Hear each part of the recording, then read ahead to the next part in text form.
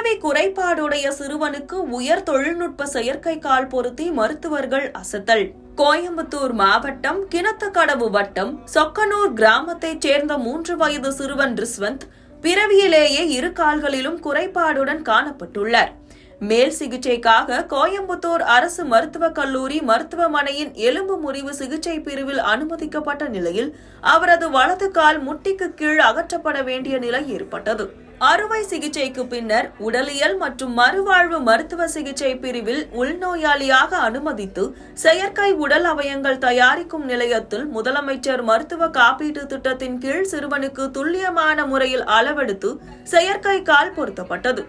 மேலும் சிறுவனுக்கு நடைப்பயிற்சியும் அளிக்கப்பட்டு தற்போது அச்சிறுவன் தன்னிச்சையாக நடக்கவும் செயல்படவும் தன்னம்பிக்கையுடன் இருக்கவும் தேவையான உலகத்தரம் வாய்ந்த சிகிச்சைகள் வழங்கப்பட்டுள்ளன. கோயம்புத்தூர் மருத்துவக் கல்லூரி மருத்துவமனையில் முதலமைச்சரின் விரிவான மருத்துவ காப்பீட்டு திட்டத்தின் கீழ் அதிநவீன செயற்கை மூட்டு பொருத்துகை மூலம் பயனடைந்தவர்களில் ரிஸ்வந்த் மிக இளையவர் என்பது குறிப்பிடத்தக்கது.